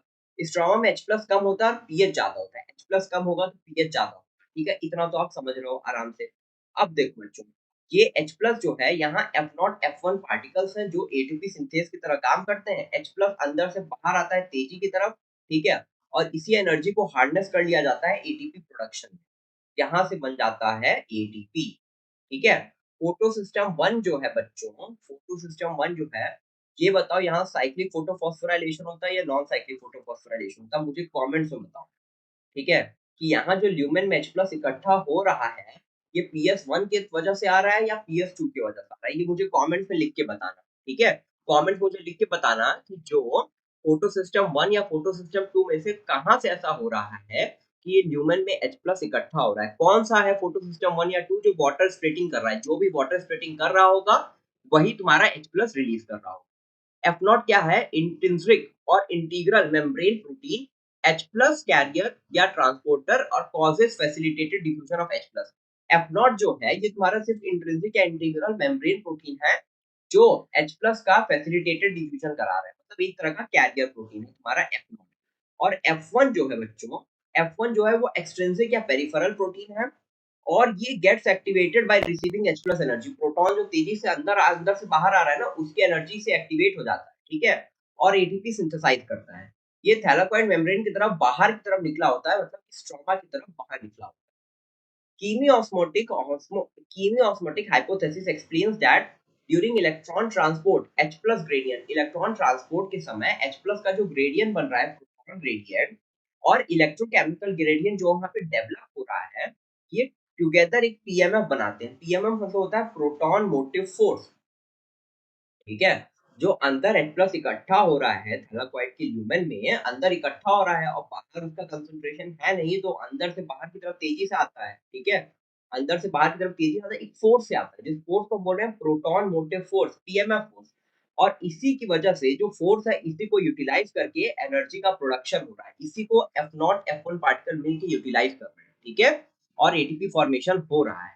तो एटीपी और NADPH2 ये मेन प्रोडक्ट्स है लाइट रिएक्शन के, जिसकी वजह से डार्क रिएक्शन आगे होगी, इसलिए इसको बोलते हैं एसिमिलेटरी या रेड्यूसिंग पावर, ठीक है। एटीपी और NADPH2 को मिलके बोलते हैं एसिमिलेटरी या reducing power of light reaction या फोटोसिंथेसिस। अब बच्चों यहाँ से देखो स्टार्ट हो रहा है डार्क रिएक्शन, ठीक है, डार्क रिएक्शन, इसीलिए इसको stroma reaction, biosynthetic phase, Blackman's reaction या कार्बन रिएक्शन भी बोलते हैं, ये सब इसके नाम है, ठीक है, बड़ी बड़ी उपाधि मिली है इनको। स्ट्रोमा रिएक्शन है, बायोसिंथेटिक फेज है, ब्लैकमैन रिएक्शन है या कार्बन रिएक्शन है। ये रिडक्टिव फेज ऑफ फोटोसिंथेसिस है। रिडक्टिव फेज ऑफ फोटोसिंथेसिस क्यों है बच्चों, रिडक्टिव फेज ऑफ फोटोसिंथेसिस इसलिए है कि यहाँ पे CO2 जो +4 ऑक्सीडेशन स्टेट में है, CO2 से वो ग्लूकोज बनने वाला है, ग्लूकोज में उसके हर कार्बन की ऑक्सीडेशन स्टेट +1 या +2 होगी, ठीक है। तो इसीलिए ये रिडक्टिव फेज है, यहाँ कार्बन डाइऑक्साइड का, कार्बन का यहाँ पे पर्टिकुलरली रिडक्शन होने वाला है, ठीक है। It is actually light dependent or light promoted reaction because reduction of CO2 depends on the utilization of ATP and NADPH2 which are the products of light reaction। मतलब ये डायरेक्टली तो depend नहीं कर रहा है, ठीक है, डायरेक्टली तो लाइट पे डिपेंड नहीं कर रहा, लेकिन कर रहा है कहीं ना कहीं, क्योंकि अगर लाइट रिएक्शन नहीं होगी तो एटीपी और NADPH2 का फॉर्मेशन नहीं होगा, और NADPH2 और एटीपी का फॉर्मेशन नहीं होगा तो डार्क रिएक्शन नहीं हो पाएगी, क्योंकि डार्क रिएक्शन इन्हीं के थ्रू चलती है, ठीक है। तो कार्बोहाइड्रेट या biomolecule synthesized so called as biosynthetic phase, यहाँ पे कार्बोहाइड्रेट या बायोमोलिक्यूल का प्रोडक्शन हो रहा है, बन रहा है, इसीलिए इसको बायोसिंथेटिक फेज बोलते हैं। C3 cycle operates in all the plants of the world, whereas C4 और कैम प्लांट्स, ठीक है। मतलब सी थ्री साइकिल जो होता है बच्चों, ये दुनिया के हर एक प्लांट में होता है, चाहे C4 प्लांट हो चाहे कैम प्लांट हो, हर प्लांट में, ठीक है। बट C4 और कैम साइकिल, C4 साइकिल और कैम साइकिल ये C3 प्लांट्स में नहीं होता, ठीक है। ये C3 प्लांट्स में नहीं होता। दस C3 प्लांट्स मतलब कि most of the algae are ancestors of all plants, इससे ये प्रूव होता है। C3 साइकिल जो है ये दुनिया के हर प्लांट में हो रही है, मतलब प्रिमिटिव प्लांट में एल्गी वगैरह सब में हो रहा है, लेकिन C4 साइकिल और कैम साइकिल सब में नहीं चल रहा। तो इससे यही ना प्रूव होता है कि एल्गी जो है, जो जहाँ पे हमेशा C3 साइकिल हो रही है मोस्ट ऑफ द एल्गी, ठीक है, और बाकी सारे हायर ऑर्गेनिजम्स हो रही है जो फोटोसिंथेसिस कर रहे हैं, जितने ग्रीन प्लांट्स हैं। तो ये यही बता रहा है ना कि वो मेटाबॉलिक प्रोसेस अगर सबसे लोअर ऑर्गेनिज्म में हो रहा है, एडवांस्ड ऑर्गेनिज्म में हो रहा है, तो यही प्रूव कर रहा है ना कि वो सेम एंसेस्ट्री है उनकी। आगे देखो, C3 साइकिल समझो पहले। C3 साइकिल को केल्विन साइकिल भी बोलते हैं, ठीक है। C3 cycle is also known as Calvin cycle. अब तुम लोग सोच रहे होगे कि डार्क रिएक्शन पढ़ाते पढ़ाते C3 साइकिल कैसा है। अरे यही उसका पार्ट है, C3 cycle, C4 cycle, cam cycle, ये सब डार्क रिएक्शन का अल्टरनेटिव पाथवेज है, ठीक है। तो given by Melvin kelvin, C3 cycle या Kelvin cycle given by Melvin Kelvin while studying photosynthesis in chlorella and scindimussus, ठीक है, using radioactive isotope of CO2, carbon का रेडियो एक्टिव आइसोटोप यूज किया इन्होंने C14, उसका CO2 यूज किया, और उसके थ्रू मेल्विन केल्विन ने C3 साइकिल को डिस्कवर किया। तो यहाँ पे इनिशियल CO2 एक्सेप्टर जो है वो 5 कार्बन कीटो शुगर है, जिसको हम बोल रहे हैं RUBP, ठीक है, राइबोलोज 1,5 बाइफॉस्फेट, बिसफॉस्फेट या बाइफॉस्फेट। RUBP जो है वो इनिशियल कार्बन डाइऑक्साइड एक्सेप्टर है during C3 cycle. Rubisco, Rubisco क्या है? RUBP कार्बोक्सिलेज ऑक्सीजनेज, ठीक है। ये एंजाइम है जो स्ट्रोमा में प्रेजेंट होता है, मोस्ट अबंडेंट एंजाइम या protein in the biosphere. Rubisco जो है it is the most abundant enzyme या protein of the whole biosphere. C3 cycle को इसलिए हम बोलते हैं फोटोसिंथेटिक कार्बन रिडक्टिव पाथवे, ठीक है, फोटोसिंथेटिक कार्बन रिडक्टिव पाथवे या reductive pentose phosphate pathway. C3 cycle को इन दोनों नाम से भी कहा जाता है, ठीक है, फोटोसिंथेटिक कार्बन रिडक्टिव पाथवे या रिडक्टिव पेंटोज फॉस्फेट पाथवे। आगे देखो बच्चों, आगे देखो, क्या देखोगे? जो दिखाऊंगा वही देखो, ठीक है। Three steps involve in Calvin cycle, Calvin cycle में थ्री स्टेप, C3 साइकिल में कार्बोक्सिलेशन, रिडक्शन, रीजनरेशन, ठीक है। कार्बोक्सिलेशन रिडक्शन जो है वो रिवर्स ऑफ ग्लाइकोलिसिस है, जैसा कि ग्लाइकोलिसिस होता है ना रेस्पिरेशन इन प्लांट में पढ़ा होगा, उसका जस्ट रिवर्स है, रिवर्स ग्लाइकोलिसिस है रिडक्शन, ठीक है। तो तीन स्टेप्स है इसमें, कार्बोक्सिलेशन है, रिडक्शन है और रीजनरेशन। हुआ क्या, सबसे पहले RUBP जो 5 कार्बन कंपाउंड है, इनिशियल CO2 एक्सेप्टर है, उसने CO2 वाटर और रुबिस्को की प्रेजेंट में तीन मॉलिक्यूल्स और थ्री फॉस्फो दो मॉलिक्यूल्स और थ्री फॉस्फोग्लिसरिक एसिड बनाई, ठीक है, जो तीन कार्बन कंपाउंड, 5 कार्बन थे RUBP के, एक CO2 उसने लिया और तीन तीन कार्बन के दो मॉलिक्यूल बना दिए फॉस्फोग्लिसरिक एसिड के, थ्री फॉस्फोग्लिसरिक एसिड, ठीक है। अब क्योंकि ये जो है C3 cycle, three phosphoglyceric acid जो है इसका फर्स्ट स्टेबल प्रोडक्ट है, इसीलिए इसमें तीन कार्बन है, इसीलिए इसको बोला जाता है C3 साइकिल, ठीक है। अब देखो यहाँ पे जो RUBP ने CO2 लिया और थ्री फॉस्फोग्लिसरिक एसिड बनाया, ये पहला स्टेप है C3 साइकिल का, इसीलिए इसको बोल रहे हैं कार्बोक्सिलेशन, ठीक है। अब देखो दूसरे स्टेप में क्या होता है, दूसरे स्टेप में थ्री फॉस्फोग्लिसरिक एसिड से थ्री फॉस्फोग्लिसरॉल्डिहाइड बनता है, ठीक है, जो कि मेन प्रोडक्ट है, थ्री फॉस्फोग्लिसरॉल्डिहाइड बनता है, ठीक है। यहाँ पे दो एटीपी यूटिलाइज होता है और दो NADPH2 यूटिलाइज होता है। एटीपी और NADPH2 हमने लाइट रिएक्शन में बनाया, किस लिए बनाया, यहीं पे इस्तेमाल करने के लिए, रिडक्शन वाले स्टेप, ठीक है, रिडक्शन वाले स्टेप में इस्तेमाल करने के लिए ही हमने एटीपी और NADPH2 को बनाया। यहाँ पे सबसे पहले फोटो फॉस्फोराइलेशन हो रहा है, ठीक है, पहले फॉस्फोराइलेशन हो रहा है फिर रिडक्शन हो रहा है, इसलिए इस स्टेप को बोल रहा है रिडक्शन स्टेप, ठीक है। तो थ्री फॉस्फोग्लिसरॉल्डिहाइड जो है यही स्टार्च और सुक्रोज की सिंथेसिस करता है, ठीक है।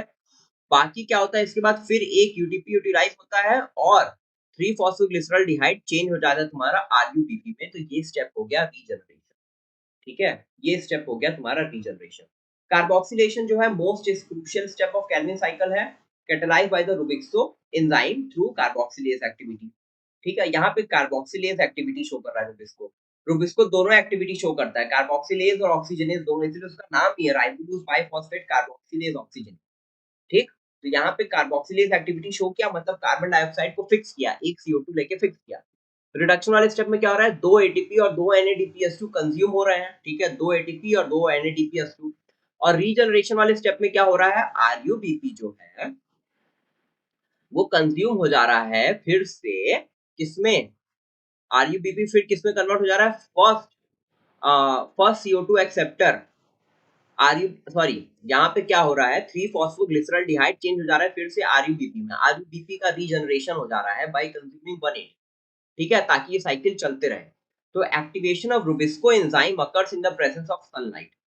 ठीक, activation of rubisco enzyme occurs in the presence of sunlight for fixation और रिडक्शन ऑफ 6 CO2, 6 कार्बन के फिक्सेशन के लिए या एक ग्लूकोज या हेक्सोज बनाने के लिए C3 साइकिल 6 बार चलेगी, क्योंकि एक साइकिल जब चल रही है तो एक CO2 का फिक्सेशन हो रहा है। मेन प्रोडक्ट जो इसका है वो है 3 फॉस्फोग्लिसरॉल्डिहाइड, और 3 फॉस्फोग्लिसरॉल्डिहाइड से ही आगे तुम्हारा ग्लूकोज या स्टार्च का प्रोडक्शन हो रहा है। ठीक है, तो टोटल 18 ATP और 12 NADPH2 कंज्यूम हो रहा है तुम्हारा किसमें, एक ग्लूकोज बनाने में। 18 एटीपी कैसे, 2 एटीपी तुम्हारा कौन से स्टेप में लगा, रिडक्शन वाले स्टेप में, और 1 एटीपी लगा तुम्हारा रीजनरेशन वाले स्टेप में। तो 3 एटीपी एक साइकिल में। ठीक है, एक ग्लूकोज बनाने के लिए 6 बार साइकिल, तो टोटल 18 एटीपी। NADPH2 एक साइकिल में 2 NADPH2 लग रहा है, एक ग्लूकोज बनाने के लिए 6 बार साइकिल चलेगी, तो टोटल 12 बार तुम्हारा 12 तुम्हारा NADPH2 लग रहा है। तो 12 एटीपी रिडक्शन में और 6 एटीपी रीजनरेशन में। ठीक है, 2:1 का रेशियो है। ठीक है, for any disaccharide sucrose, sucrose के फॉर्मेशन के लिए क्या होगा, 36 एटीपी लगेगा, 24 NADPH2 कंज्यूम होगा। कैसे हो रहा है, 24 एटीपी यहाँ रिडक्शन होगा, 12 एटीपी तुम्हारा रीजनरेशन में होगा। अब तुम्हें बस इतना काउंट करना, तुम्हें पता करना होगा कि क्या चीज बन रहा है, जो चीज बन रहा है उसके हिसाब से कैलकुलेट कर लो कि एक साइकिल जब चल रही है उसमें 3 एटीपी यूटिलाइज हो रहा है और 2 NADPH2 यूटिलाइज हो रहा है। और उसके बाद देख लो कि प्रोडक्ट में जो प्रोडक्ट बन रहा है वहां कितने कार्बन है, जितने कार्बन होंगे उतनी बार साइकिल चलेगी, तो उतना एटीपी इंटू 3, जितने बार साइकिल चलेगी इंटू 3 एटीपी कर देना, इंटू 2 कर दोगे तो NADPH2 आ जाएगा। ठीक है बच्चों, देखो C3 साइकिल देख लिया, फोटो रेस्पिरेशन एक प्रोसेस है जिसको बोलते हैं C2 साइकिल। ठीक है, C2 साइकिल में क्या होता है, जो रिबिस्को जो है ना वो डुअल नेचर रखता है, मतलब कार्बन डाइऑक्साइड और ऑक्सीजन, उसका नाम ही है राइबोस बाइफॉस्फेट कार्बोक्सिलेज और ऑक्सीजनेज। मतलब कार्बोक्सिलेशन भी कर सकता है और ऑक्सीजनेशन भी कर सकता है, दोनों काम कर सकता है। ठीक है, इसका जो एक्टिव साइट है वो CO2 और ऑक्सीजन दोनों के लिए है। अगर CO2 हो रहा है तो C3 साइकिल चल रही है, अगर O2 यूज करने लगेगा तो C2 साइकिल या फोटो रेस्पिरेशन करने लगेगा। ठीक है, और फोटो रेस्पिरेशन जो है बहुत ही घटिया प्रोसेस है, मतलब वेस्टफुल प्रोसेस है प्लांट के लिए। प्लांट्स नहीं चाहते कि वो फोटो रेस्पिरेशन करें या फोटो रेस्पिरेशन में ऑपरेट। ठीक है, ऑक्सीजन और CO2, ऑक्सीजन और CO2 बाइंड करते हैं रुबिस्को एंजाइम से। ठीक है, इनकी कॉम्पिटिटिव बाइंडिंग होती है, जो ज्यादा होगा वो बाइंड कर जाएगा। जैसे देखो, अगर ऑक्सीजन और CO2 का रेशियो, मतलब CO2 और ऑक्सीजन का रेशियो, CO2 बाई ऑक्सीजन ज्यादा है तो C3 साइकिल चलेगी, CO2 बाई O2 ज्यादा है। ठीक है, अगर ये रेशियो ज्यादा है इसका मतलब CO2 ज्यादा है तो C3 साइकिल चलेगी। अगर ये दोनों बराबर हैं, ठीक है, मतलब CO2 और O2 दोनों बराबर हैं, तब भी C3 साइकिल चलेगी, क्योंकि रुबिस्को थोड़ा सा ज्यादा एफिनिटी है उसकी CO2 की।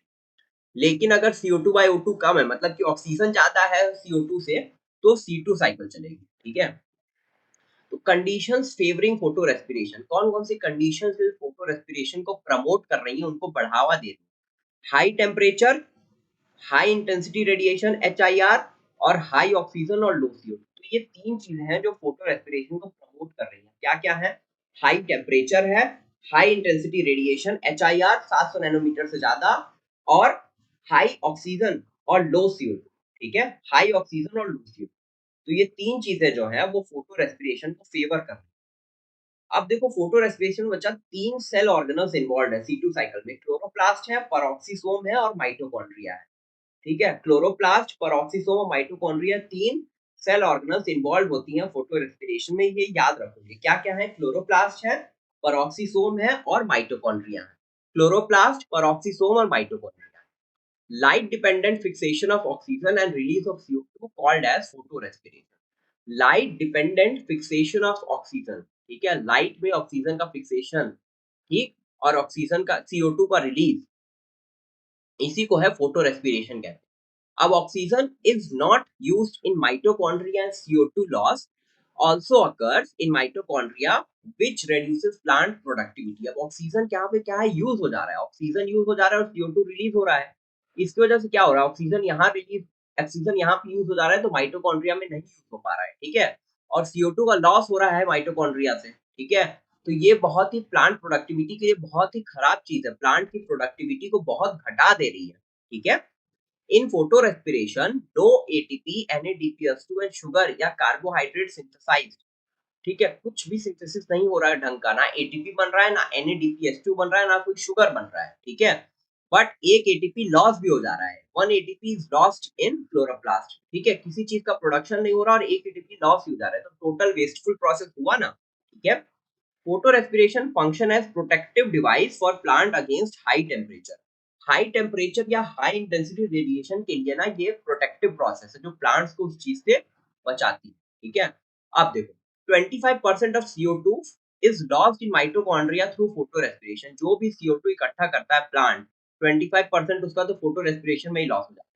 अब फोटो रेस्पिरेशन सिर्फ C3 प्लांट में होता है, photo respiration occurs only in C3 plant, it is absent in C4 plant.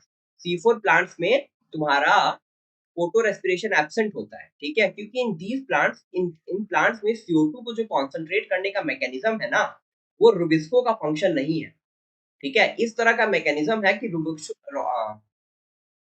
C4 plants में CO2 यूटिलाइज करने का तरीका ऐसा है ना कि रुबिस्को जो है ना वो हमेशा सिर्फ CO2 के थ्रू ही अपना प्रोसेस करे, ठीक है, सिर्फ कार्बोक्सिलेज एक्टिविटी करे, ऑक्सीजनेज की एक्टिविटी ना करे क्लोरोप्लास्ट में। इस तरह का मैकेनिज्म बनाया गया है C4 प्लांट में।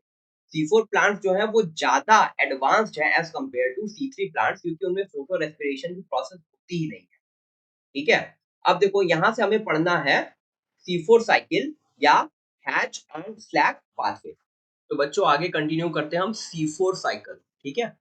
C4 cycle is also known as Hatch and Slack pathway, ठीक है, हैच और स्लैक ने डिस्कवर किया था इसलिए इसको बोल रहे हैं हैच एंड स्लैक पाथवे, ठीक।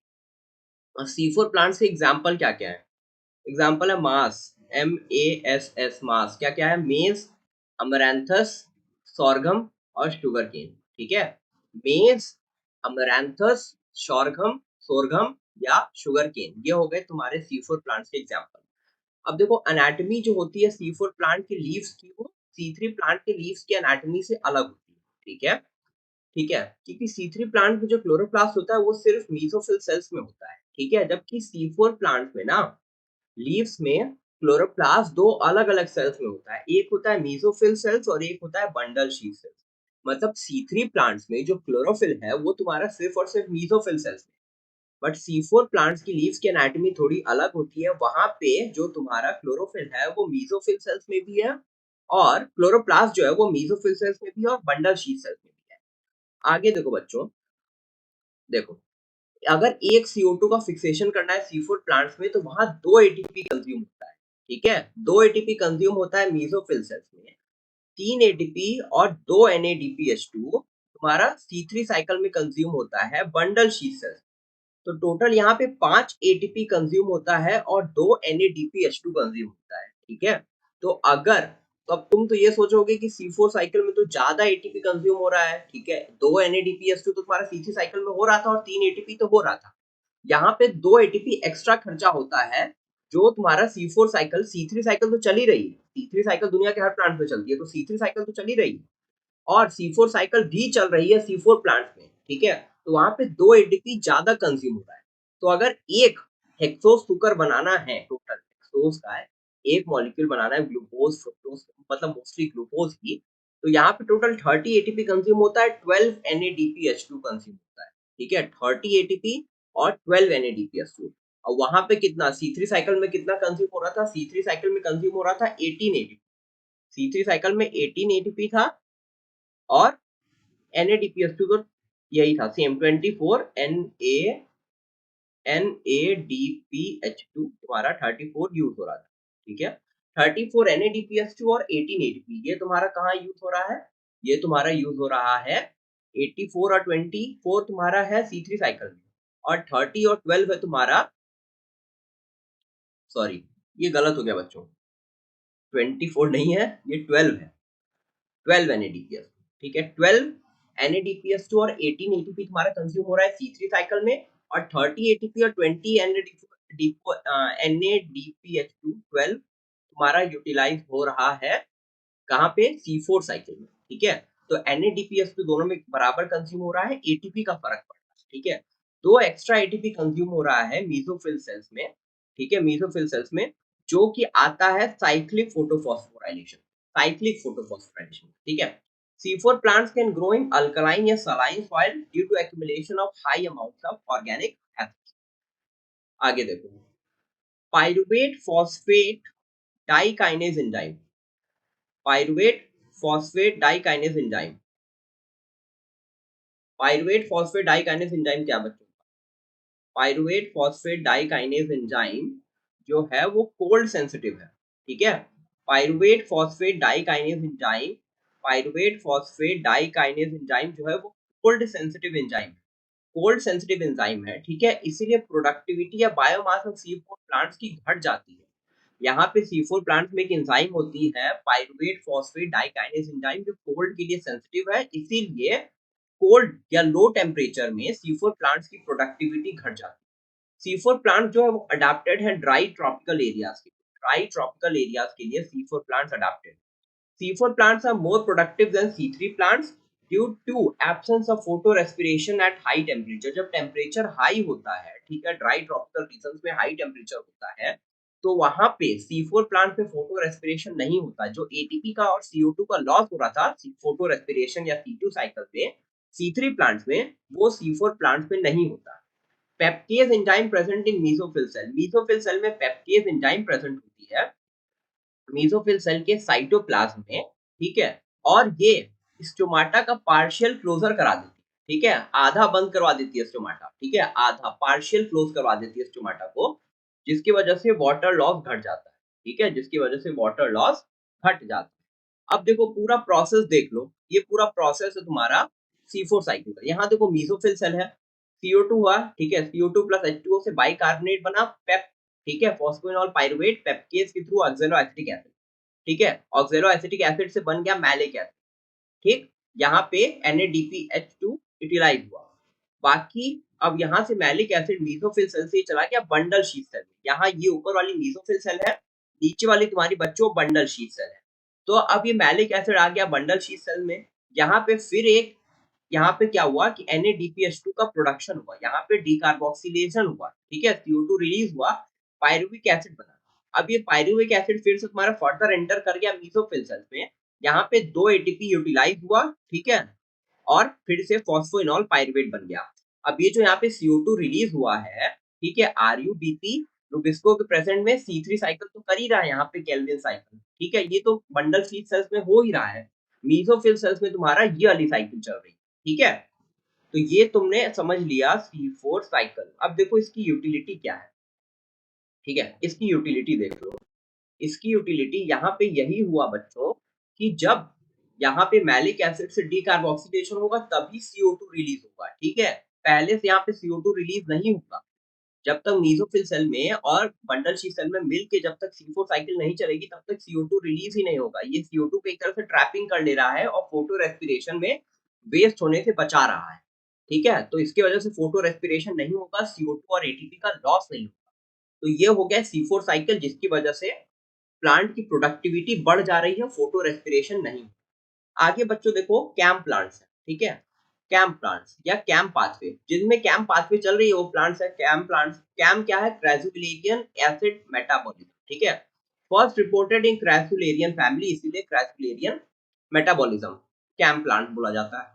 और कैम प्लांट्स हमारे डेजर्ट प्लांट्स है, जैसे Crassula, Bryophyllum, Kalanchoe, Agave, Sedum, aloe vera, pineapple, Chenopodium, Euphorbia, cactus, Opuntia या कैक्टाई।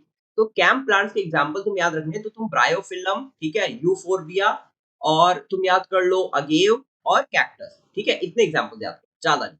कैम प्लांट जो होता है ना, उनमें स्कोटो एक्टिव स्टोमाटा होता है। स्कोटो एक्टिव मतलब कि डार्क और नाइट दोनों में ये स्कोटो एक्टिव मतलब होता है डार्क या नाइट, ठीक है, डार्क या नाइट। स्कोटो एक्टिव का मतलब होता है डार्क या नाइट। तो कैम प्लांट में यहाँ पे नाइट टाइम में ओपन होता है स्टोमाटा और डे टाइम में क्लोज हो जाता है स्कोटो एक्टिव और स्टोमाटा कैम प्लांट।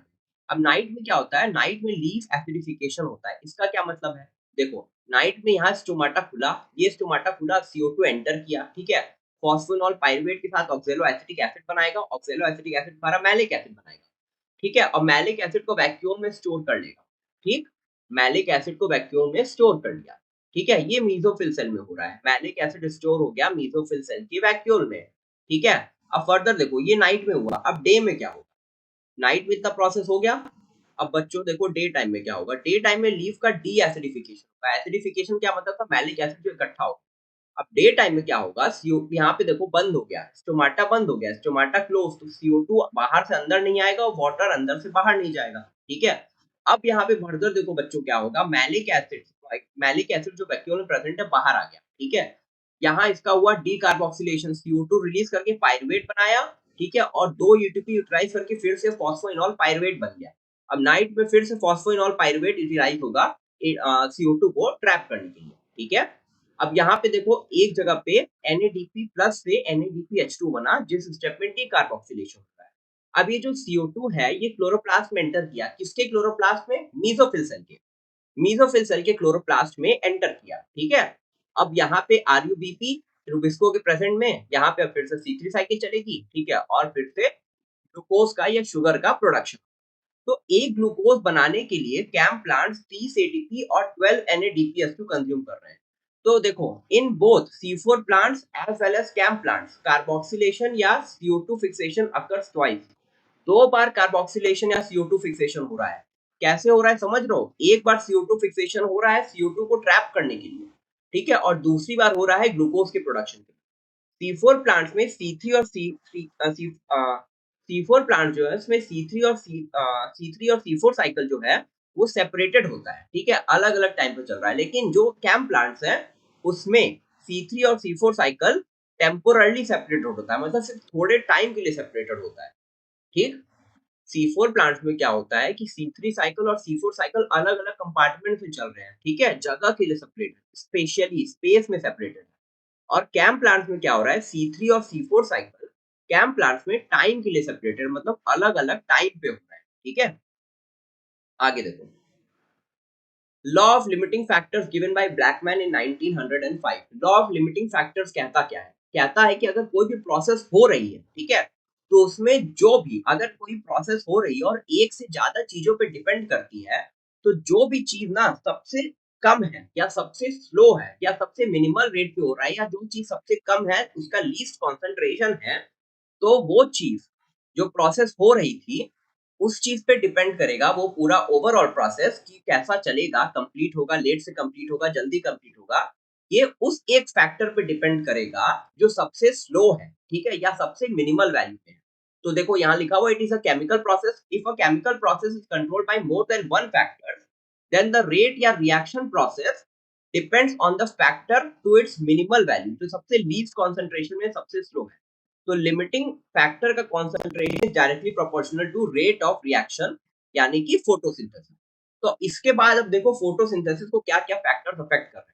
कुछ होते हैं इंटरनल फैक्टर्स और कुछ है external.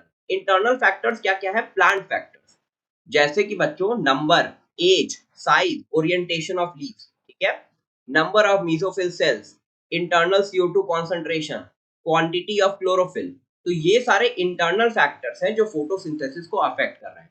Internal factors depend on genetic predisposition, genetically determined and growth of plant. तो इंटरनल फैक्टर्स तो प्लांट के अपने जेनेटिक कॉम्पोजिशन, उसमें कैसे जीन्स है उस पर डिपेंड करेगा, और प्लांट की कैसी ग्रोथ है और प्लांट कैसे कंडीशन में। अब देखो एक्सटर्नल फैक्टर्स हमें पढ़ना है। एक्सटर्नल फैक्टर में क्या है, जैसे फुल सनलाइट, ठीक है, सनलाइट 10% ही सनलाइट का हम यूज करते हैं, ठीक है, 10% अगर सनलाइट मिल रहा है ना सन से जो आ रहा है तो प्लांट उसी में सेचुरेट हो जाता है, 10% सनलाइट इनफ है, ठीक है। Light is rarely A limiting factor, इसी वजह से लाइट कभी भी लिमिटिंग फैक्टर नहीं होता, ठीक है, except plants growing in shade and dense forest. अगर कोई प्लांट बहुत डेंस फॉरेस्ट में ग्रो कर रहा है या शेड है, ठीक है, मतलब वो ढका हुआ है किसी से जहां लाइट नहीं आ रही, शेड है वहां, तो सिर्फ वहां पे लाइट लिमिटिंग फैक्टर होता है। If plant is light saturated and further light is increase, neither C3 और C4 प्लांट्स रिस्पॉन्ड। अगर मान लो लाइट सैचुरेट है, जितना प्लांट को चाहिए उतना है, उसके बाद भी लाइट इंटेंसिटी बढ़ेगी तो ना C3 प्लांट रिस्पॉन्ड करेगा ना C4 प्लांट रिस्पॉन्ड करेगा। ठीक है, आगे देखो, linear graph obtained when light increases if light present in low concentration. तो पहले देखो, अगर लाइट लो कंसंट्रेशन में थी तो जैसे जैसे लाइट का कंसंट्रेशन धीरे धीरे बढ़ाओगे तो रेट ऑफ फोटोसिंथेसिस भी बढ़ेगा। ठीक है, लेकिन एक पॉइंट के बाद लाइट सैचुरेशन पे आ गया, ये वाला पॉइंट जो लाइट सैचुरेशन है, तो इसके बाद फिर फोटोसिंथेसिस कांस्टेंट हो गया, कितनी भी लाइट बढ़ा दो फोटोसिंथेसिस कांस्टेंट हो गया। ठीक है, ये हो गई मैक्सिमम फोटोसिंथेसिस की स्टेज। अब इसके बाद कितनी भी लाइट दो, सैचुरेशन हो चुका है तो अब वो फोटोसिंथेसिस नहीं बढ़ेगी। ठीक है, लाइट कॉम्पनसेशन पॉइंट क्या है? लाइट कॉम्पनसेशन पॉइंट है the light concentration eight which rate of photosynthesis equals rate of respiration. ऐसा लाइट का सैचुरेशन, ऐसा लाइट का पॉइंट, ठीक है, लाइट का ऐसा कॉन्सेंट्रेशन जहां पे रेट ऑफ रेस्पिरेशन और रेट ऑफ फोटोसिंथेसिस बराबर हो जाए, उसको हम बोलते हैं लाइट कॉम्पनसेशन पॉइंट। उसको हम बोलते हैं बच्चों लाइट कॉम्पनसेशन पॉइंट। ठीक है, CO2 concentration, CO2 concentration, CO2 concentration पे कैसे डिपेंड करेगा? देखो, लाइट कंसंट्रेशन देख लिया, CO2 पे देखो, CO2 concentration major limiting factor for photosynthesis. CO2 जो है वो मेजर लिमिटिंग फैक्टर है, क्योंकि एटमॉस्फेयर में तो CO2 0.03 से 0.04% के बीच में ही है। Increase in CO2 concentration, CO2 concentration increase करेगा तो रेट ऑफ फोटोसिंथेसिस भी इंक्रीज करेगा, C3 प्लांट में भी और C4 प्लांट में भी। ठीक है, एट ऑप्टिमम या हाई लाइट कॉन्सेंट्रेशन। ठीक, very low CO2 concentration, very high CO2 concentration है तो रेट ऑफ फोटोसिंथेसिस डिक्रीज कर जाता है। ठीक है, और बहुत लो लाइट कॉन्सेंट्रेशन, ठीक है, तो कोई भी प्लांट ग्रुप है, वो CO2 अगर कॉन्सेंट्रेशन कितना भी बढ़ा दो तो भी उस पे कोई फर्क नहीं पड़ेगा। ठीक है, अगर लो लाइट कॉन्सेंट्रेशन।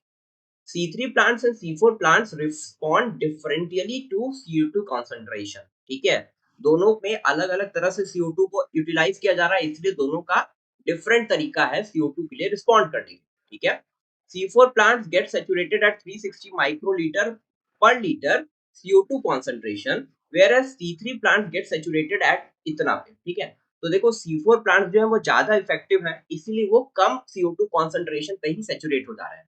बल्कि C3 प्लांट में देखो फोटो रेस्पिरेशन होगा, CO2 का वेस्टेज होगा, इसीलिए ज्यादा CO2 कॉन्सेंट्रेशन में जाके वो सेचुरेट हो रहे हैं। ठीक है, thus atmospheric CO2 concentration is more limiting for C3 plants than C4 plants। इसीलिए C3 प्लांट के लिए CO2 का एटमॉस्फेरिक कॉन्सेंट्रेशन ज्यादा लिमिटिंग है।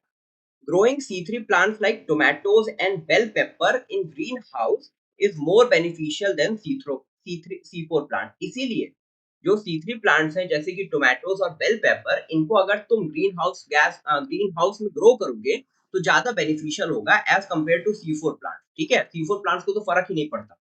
टेम्परेचर, टेम्परेचर पे क्या है? ठीक है, dark reaction is enzyme control process, ये तो सबको पता है। ठीक है, और बहुत ही हाई टेम्परेचर होगा, बहुत ही हाई टेम्परेचर होगा तो एंजाइम डीनेचर कर जाती है। ठीक है, इसीलिए डार्क रिएक्शन अफेक्ट करता है ज्यादा हाई टेम्परेचर। C4 प्लांट्स के लिए जो ऑप्टिमम टेम्परेचर वो 30 टू 45 डिग्री सेल्सियस और C3 प्लांट्स के लिए 20 टू 25 डिग्री सेल्सियस। इसके बाद अगर टेम्परेचर बढ़ाओगे फर्दर तो रेट ऑफ फोटोसिंथेसिस स्लो हो जाएगी। Water affect indirectly photosynthesis and directly affect plant growth. Photosynthesis को तो इनडायरेक्टली अफेक्ट कर रही है, लेकिन प्लांट ग्रोथ को डायरेक्टली अफेक्ट करेगी। Less than 1% water is used in photosynthesis. Plant जितना वाटर एब्जॉर्ब करता है ना, उसका लेस देन 1%, 1% से भी कम फोटोसिंथेसिस में इस्तेमाल होता है। ठीक है, अब देखो, water stress causes closure of stomata. Water की अगर कमी है तो स्टोमाटा बंद हो जाएगा ताकि पानी का लॉस ना हो। ठीक है, तो इसकी वजह से CO2 का अपडेट भी तो लॉस हो जाएगा। अगर प्लांट में पानी की कमी है तो प्लांट CO2 स्टोमाटा को बंद कर देगा। स्टोमाटा अगर क्लोज हो गया तो प्लांट अब CO2 भी तो नहीं ले पाएगा। CO2 नहीं ले पाएगा तो फोटोसिंथेसिस भी कम होगा, फोटोसिंथेसिस का रेट भी ड्रॉप। तो बच्चों यहाँ पे हमने कंप्लीट कर लिया है फोटोसिंथेसिस इन हायर प्लांट्स का कंप्लीट वन शॉट रिवीजन। ठीक है, नीड शास्त्र को फॉलो करते रहिए। ठीक है, लेक्चर सीरीज को कंटिन्यूअसली देखो, अपने फ्रेंड्स में शेयर करो, सब्सक्राइब करो चैनल को, टेलीग्राम ग्रुप पे जाओ, चैप्टर के इस PDF नोट को डाउनलोड करो। इसके बाद आप NCERT की रीडिंग लगाओगे और प्रीवियस ईयर क्वेश्चंस को जरूर सॉल्व करोगे। कोई भी अगर आपके डाउट है तो आप टेलीग्राम ग्रुप से मुझे मैसेज करना। ठीक है, प्रतीक सिंह मेरा नाम है, MBBS फर्स्ट ईयर स्टूडेंट, वहां से जाके टेलीग्राम से मुझे मैसेज करना। कोई भी आपके डाउट होते हैं इस लेक्चर से रिलेटेड मैं जरूर क्लियर करूंगा। तो पढ़ते रहें। All the very best for your NEET journey. Thank you so much.